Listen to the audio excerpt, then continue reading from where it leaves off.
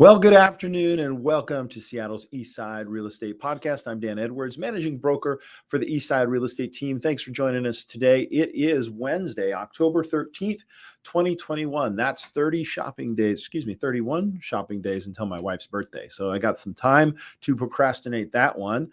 It's a beautiful fall day out, a little blustery, a little gray. We're loving that weather here in the Pacific Northwest. Thanks for watching our show. If you are watching live on Instagram, or not Instagram, excuse me, on YouTube, please subscribe and like this video. And if you would like to hear past podcasts, we do broadcast this anywhere podcasts can be found. So Google Podcasts, Apple Podcasts, or more. Now, this is the show dedicated to living, working, and playing on the East Side, and we're going to have two great guests today. First off, we're going to welcome our loan friend, Michael Burdick with Loan Depot, and then we will be joined by Doug Peterson of Get Priorities Straight. But first, let's jump into some real talk. So the topic today of our real talk is addressing the big question out there. Should you renovate or move? I think there's a show out there called List It or Leave It or Love It or List It. I don't know. Can't remember the name. I don't watch the show, but the last 18 months has really changed a lot of perceptions in a lot of sellers' homes. And recently, the American Institute of Architects released a AIA home design trends survey for quarter three. 2021. This survey basically tells us what people are looking for in a home. I love looking at this stuff, kind of geeking out. So let me kind of go over some of the things that they found that homeowners are looking for in their home. Well, 70% of respondents actually were looking for more outdoor living space. So that's like the number one most popular item is getting outdoors. Maybe that had to do with being indoors in COVID. 69, so a close second place, said they were looking for a home office. Now, 48% said multiple home offices. So the Zoom room or the he shed or she shed, whatever it is, for those places to get work done, because a lot of us are still working remotely thanks to innovations. Quite honestly, I remember back in the 90s, I was like, telecommuting, that's the best. But of course, nobody really did it until the pandemic hit. So number three, 46% of respondents said they wanted a multifunction flexible space. So that could be a Zoom room that gets converted into a play area. Who knows? And then 42% of respondents said they wanted a in-law suite or au pair suite, a place. And it's really popular now whenever we have homes that actually have a living space and with a 3/4 bath on the main level. That's really important to a lot of potential home buyers because they want to have either their family come over for a long-term stay or that live-in au pair. Next, 39% of respondents said they wanted an exercise or yoga room, right? So that they could park their car in the garage. I don't know about you, but during the pandemic, the garage became my workout space, which then went dusty for the entire time because I didn't use it. Anyways, that's my problem, not yours. So anyways, that's kind of the idea. So if you're a homeowner looking to do something to zhuzh up your home, the number one most popular thing would be outdoor space. And after that, it would be a home office, and then so on and so forth. All right. So the big question, though, is it kind of brings us down to three factors that would factor into what you should do, right? The first one is, do you have a possible desire to relocate? Okay. So are you thinking, and this is a question that I have with homeowners all the time, if you did sell this home, where would you go and why? And I think the most important question is why? Why would you go here? Where would you go and why? A lot of those questions end up being, well, my grandchildren are here or my friends and family moved there. We had our own Gabby move from Washington to Virginia to be closer to her family. That's our transaction coordinator, our operations manager. Another consideration would be the difference of the cost of renovation versus a purchase. Renovation costs are skyrocketing right now. And the worst problem is not the cost, although that's certainly an issue, is the available labor, the timing. And then, of course, now some of the things slipping into that are the supply. So getting the materials, cost of the materials, and supply. So those are three very big deal. But then there's that third consideration is how easy is it to find what it is you're looking for in either an existing home or new construction. A lot of challenges facing homeowners out there, and I have to say it's not easy, but in either case, I will say there seem to be some equity options. So once you've decided what you plan on doing, and let's say you plan on selling, let's say you plan on renovating. Well, a home equity line of credit is one way to utilize the equity in the home. And since we've seen a home equity skyrocket, there may be an opportunity to actually reduce your payment while you make these improvements. But also, too, we have a company, an organization that we work with. If you're planning on selling, that will get you cash based on the equity in your home and have those renovations to get it ready for sale. So if you have any questions about that program, we are active with that. We have cash. Well, I wouldn't say cash, but let's just call it same as cash. But we have funds available for anybody looking to renovate. Very quick application, not a home equity line of credit, but it is related to the equity in the home. I digress. And we'll talk a little more about that. So one of the big questions is, how much equity do I have? Now, that's where real estate agents come in. But I will tell you, over the last 2 years on the greater East Side, we've seen appreciation in the double digits, between 10 and 20%. So you may be surprised how much equity you have in that home and the type of home that you can afford in the location you may be considering. So we have helped a lot of people move, not only from here to other states, but also East Side, say Wenatchee, Idaho, Arizona, Phoenix, Virginia, Florida. These are all different areas that you may be able to cash out that equity and put it into everything that you're looking for, perhaps in a different location. So there's a lot to kind of unpack there, but the long story short is there's a lot that goes into whether or not you want to sell or renovate your home. If you would like a free consultation on your equity, learn a little bit more about what should or shouldn't be done, whether it for sale or for your own home, feel free to give the Eastside Real Estate Team a call. You can find our website at the eastsiderealestateteam.com. All right. Well, I hope you found that Real Talk segment interesting. Next up, we're going to kind of talk finances. We're going to be first joined by Michael Burdick with Loan Depot. But before we go to that, we have a very short commercial break. Are you feeling stressed out and eating too many treats while in quarantine? Stephanie Johnson with Advocare can help coach you so that you're feeling your best, even in these times. For over 8 years, Stephanie has helped so many start a healthy lifestyle by teaching free nutritional workshops and recommending what Advocare supplements to take so that her clients can reach their health goals. Whether it's more energy or weight loss, let's come out of quarantine feeling good with summer-ready bodies. To get more information, you can call or text 425-269-0007 or go to advoteamjohnson.com. Again, that's advoteamjohnson.com or call or text 425-269-0007. All right, welcome back to the show.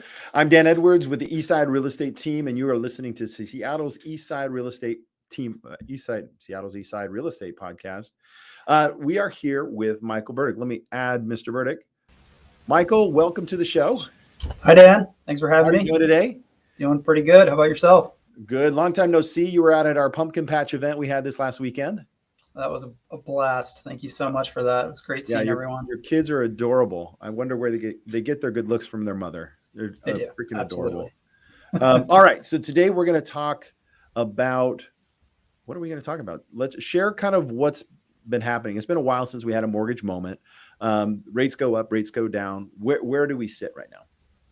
Well, rates have come up a little bit, but I mean, if you've been looking at the market for the last year or two, if you've been around, or this is your second home, I mean, rates in the low threes right now are still historically some of the best rates I've ever seen in my career, which is 12 years.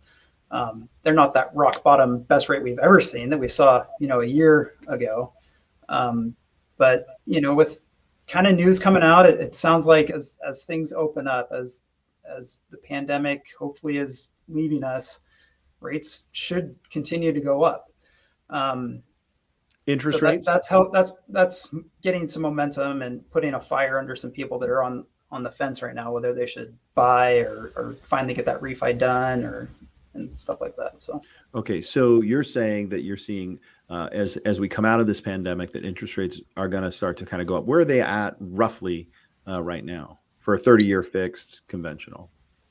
So I hate telling people what a rate is, because then they call me and they say, no, well, what you No, told it's me no was different. this. And that's a reason why our company doesn't advertise rates, just because it's a loss leader. But let's say you have great credit, 20% down, you're buying not a jumbo or a small manufacturer, just a single family home. You're going to be in about the low threes right now. Low threes. And that's really good. Now, So, and I'm hearing there's a lot of different things happening with jumbo rates. Can you share what's going on with that? it depends. Jumbo has gone through a lot of changes throughout the pandemic. It got really tight, so a lot of people couldn't even access the jumbo lines. So people that had lower credit scores were taking much higher rates. If you were qualified, though, you were getting some good jumbo rates. I think they're pretty comparable to conventional right now, for the well qualified client. Okay. Any new programs that you could let us know about? Like we talked today in our Real Talk segment about renovating a home or getting it ready. Anything that you can add to that? Yeah, I mean, those are very hot topics right now, as far as how do people access their equity? What should they do? Should they keep the home and renovate? Should they buy a new home where they know they might need to renovate? They're sitting on equity. So that's the conversation that I'm having with people every day is what do you do? Should you refinance, renovate your own home, or should you buy and renovate? And there's different strategies on what to do, whether you're going to sell and buy. You can take money and you can bridge loan it and use that equity to purchase the new home. And then we're doing a lot of cash out refis where people are just taking their equity and then actually creating that home gym or office or whatever they need in their current home to make it their forever home. So, Okay. yeah. Now, when it comes to being competitive, everybody's looking for an advantage when we have multiple offer situations. How do you help our buyers be competitive? Absolutely. So, purchases continue to be competitive, lack of inventory, and then an abundance of very qualified people in the Seattle area. So you got to stand out against the cash, against the large down payments. So what we do is there's different ways to do it. You can, on a Sunday, call me up and say, Michael, I found this house, I need to make an offer. And I'll make that happen. But that's not going to give you the best chance. The best thing to do is to reach out early in the process before you found that home, get all your ducks in a row, get your full pre-approval, know your options and budget, provide everything so we can get a full underwriting approval. And then that listing agent, along with working with the realtor like yourself, we're going to all work together. I'm going to call that listing agent and say, this client's not someone that I just met today. We've got them fully underwritten. We're going to be able to get this loan closed smoothly. This is very strong financing. And that call can definitely help you versus someone that goes the other route. Not to say that you can't do that and you can get lucky doing that, but it's better to prepare yourself. Awesome. Yeah, I think the preparation is really the key there. And I can't tell you how many people we come across that just haven't. And, I sit on the other side of the aisle with regards to representing sellers. And when we see pre-approval letters and we can see right through whether or not that has really all the heavy lifting or what is it called? Fully underwritten, Yep. And that's important. I mean, I got to tell you, in the mind of sellers, security on these deals is very important. People are throwing a lot of things around, including a lot of money, but they're not a very secure deal. And there's nothing, you never know what could happen in a week, 2 weeks, or a month, or 2 months, whatever it may be. And whether sellers are winning or not, they're still very risk adverse because they have other things to do and other things to worry about, like moving out of their house. So it's good to have somebody like you come in and provide that detail so that the sellers can have confidence. For sure. Cool. Absolutely. I'm sorry. Anything else you want to share? Let's see. Yeah, I think, like I said, people are getting out there and finally saying, well, rates are probably going to go up. Some people are saying, well, our value is going to come down. And even if they don't go down or up, if rates go up, that's going to limit your buying power. That if we have 3.25 now, and if it goes up to 4.25, that's going to change payment by $300 in some cases. So I think I think just this is the time to take advantage of the rates while they're still pretty good. Awesome. Michael, thank you so much for coming on. We appreciate your input. How do people get a hold of you?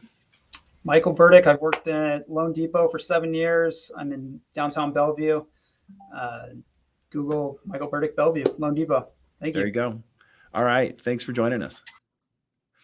All right. Next up, after this short break, we're going to bring on Doug Peterson, talking about getting your priorities straight. So we'll come back after this short commercial break. Is your company planning a new office and you're wondering who can help you with the transition? Sean Tornquist with Seattle Modern Office helps local companies plan their new office, buy and install furniture, and even relocate existing furniture and equipment. Furniture planning and consultation is a free service at Seattle Modern Office. Sean will walk you through all the complicated steps of executing a major office transition and find you the best product solutions for office furniture to outfit the new space. He guarantees your vision for form and function at your new office can be achieved within your budget. To learn more, call Sean at Seattle Modern Office. Reach him by telephone at 425-761-9473 or online at www.seattlemo.com. Again, that is 425-761-9473 or seattlemo.com.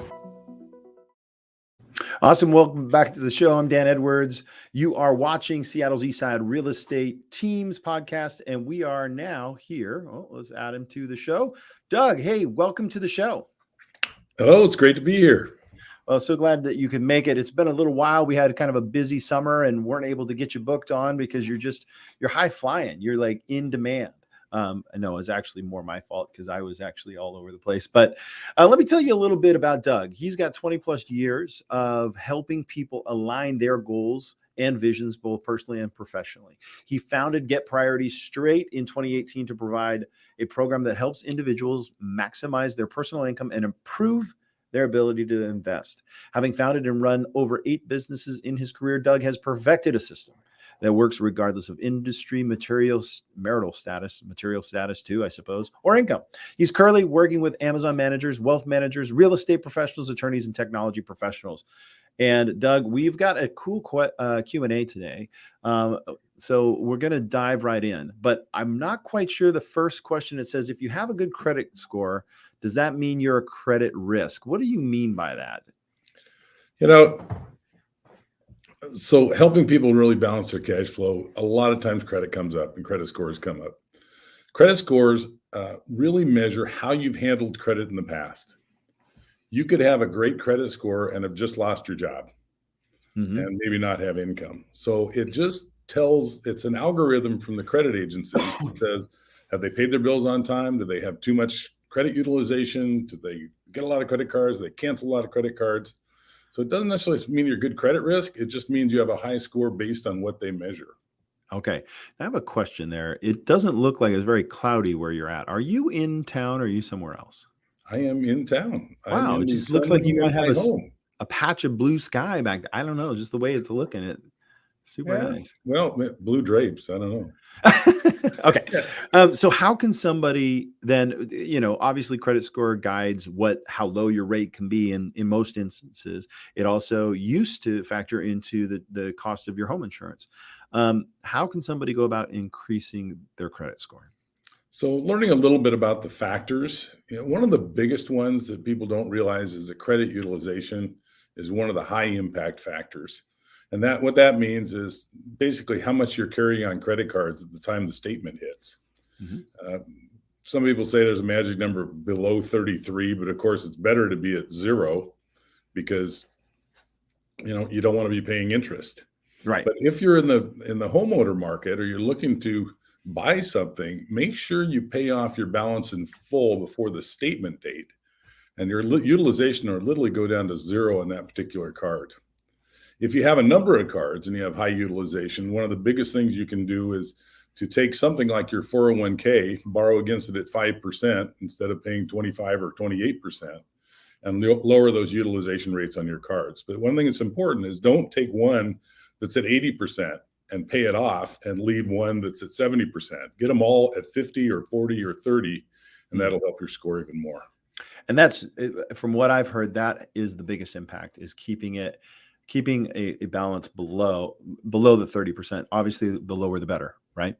Yep. Absolutely. What about, well, canceling credit cards? Is that a good plan? Well, some of this has to do with timing as well. So one of the other big factors on your credit score is how long you've had credit. So if you cancel 3 old cards that you've had 10 or 15 years and keep the new one you got last month, that's really going to affect your credit score. Oh, But really? if you got a card and you decided to sign up for a card to get some Southwest airline miles, and you get the card and in a year you cancel before the fee is due, you'll still keep your miles, and you've only had 1 year of credit. So it'll even actually boost your credit score a little more. So there's just it's one of those it depends answers. Okay. But typically, if you cancel a card, it may drop a couple of points and then pop right back up. So it's not a big deal at all. People think it's terrible. That leads me to the next question: is canceling cards, how does that affect the credit? And you're saying it depends. It's a depends kind of thing. Yeah. So again, the biggest thing on canceling cards, and I know I jumped around a little bit because everything's interrelated, is how long you've had the credit with a company. But just canceling a card that you got recently is not a big deal at all. And generally, canceling a card isn't a big deal at all either. But you know this from selling real estate. Don't make credit moves where you're in the process of refinancing or buying a house, because any activity at all could adversely affect your credit other than paying down balances. So adverse, what does that mean? Getting turned down? You can literally get a 10 or 15 point drop and put you in a whole new category if you're applying for a mortgage.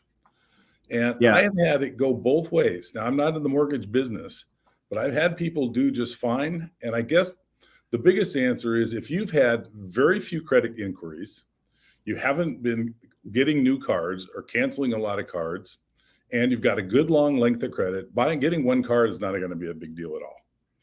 But if those other factors are marginal, it could affect it. So I would say, though, as a general rule, if you're applying for a mortgage, don't make credit moves, because you're going to at least have an inquiry on your credit to apply for a card or apply for any kind of loan. So the more that you can look really stable, like you're not doing anything, if you're applying for a mortgage, that would be my advice. Look like you're not. Yeah, I've had people buy cars and it totally killed their. It kills the deal. Yeah.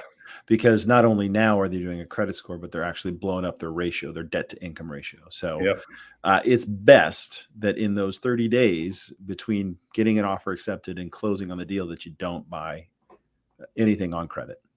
I mean, it's just best practice. Agreed. All right, let's talk about credit utilization. What is that? So I alluded to that earlier. Credit utilization is the amount you're using on your credit card or loan that is available. So if you have a $10,000 balance credit limit and you're using $5,000, you'll have a 50% credit utilization. Again, we talked a little earlier about this being 30%. This is the biggest killer, and people don't even realize how deep in debt often they're getting because they go, I have room on that card. Well, what room on that card means is I can go deeper in debt. So through this credit discussion, my bias is debt is not our friend. Other people's money, unless it's good debt that can appreciate, but consumer products that depreciate, using credit, they just cost even more. Now, I know it's difficult to buy a car, so that's kind of one of those exceptions that you may need to get credit on. But boy, the more that you can stay out of consumer debt, the better off you are, and the more that you can keep your utilization down as low as possible. And we said 33%, but I'd much rather see it, 5 or 10%, and your score is going to really affect that. All right. So sometime you alluded to air miles. So is that a wise thing to do? I do it. So you'll have to decide if I'm wise or not. But I have 1.2 million airline miles, and I just do a very slow approach to applying for cars occasionally. Now, here's another thing about this is when you apply for a credit card, if you're going to do the credit card game, what I call it, you want to make sure that you don't apply for a card any less than 90 days apart. So if you want to get a couple airline cards, don't get one today and then get one next week, get one the next week. That's wait 90 days between. Blow up your inquiries. Wait for 90 days. Another good thing to do is if you are going to get them, and let's say you want to get a Southwest card for business and a Southwest card for personal, so you can qualify for their free companion fare, which goes for the beginning. If you applied for it now in October and didn't hit the threshold till after the first of the year in the 3 months, you would qualify once you hit their minimum of 125,000 points for a companion fare for all that year and the next year. So it can really, really pay off, and you can use your points with it, but it takes some strategy and it can be very, very effective. So I say, yeah, if you want to, but there is limitations with any kind of airline mile card. There's restrictions. It's a little bit harder to book sometimes, but the cost savings is huge. It's just huge. So if you like to travel, I think they're great to get. So which one's the best? I mean, it sounds like you've done some research. Which airline card is the best? Well, if you're doing domestic travel, Mexico, Hawaii, Southwest has always been the best. It's a lower cost airline. Some people don't like it, but they're the only ones that let you use points with the companion fare.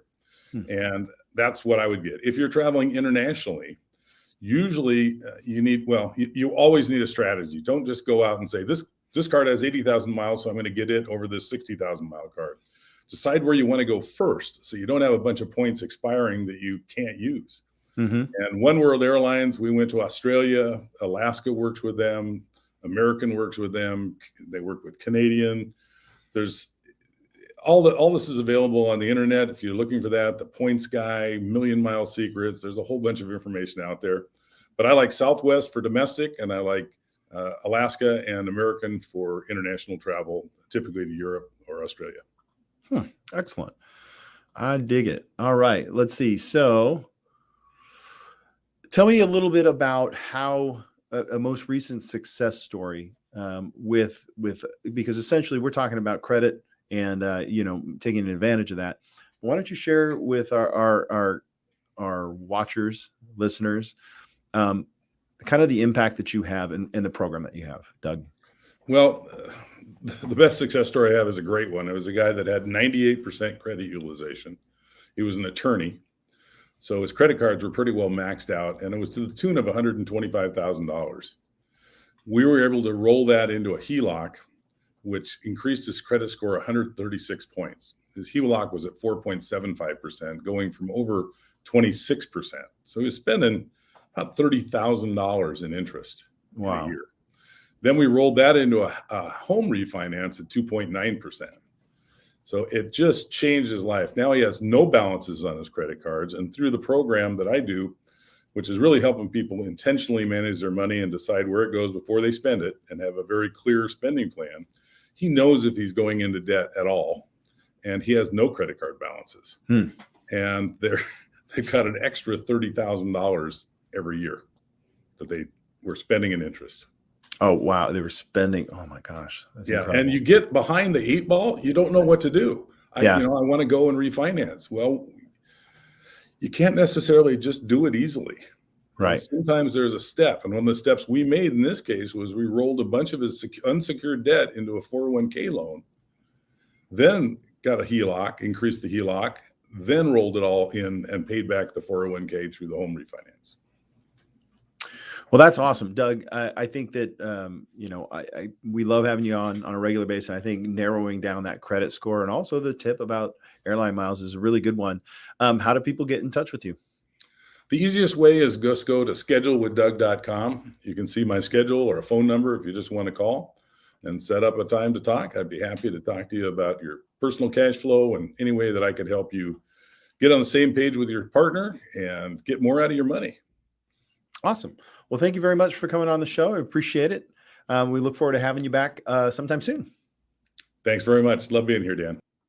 All right. So that was Doug with Get Priorities Straight, and I really appreciate him coming on. And that concludes our show for the day. Let's see. Hide current banner. There we go. If you enjoyed the show, please hit the like button, share this post with your friends. If you have a small business in the area, if you want to share something that you love about living, working, or playing on the East Side, please reach out to us at the eastsiderealestateteam.com. We thank you for watching. Thank you for sharing. Thanks for coming on. Take care.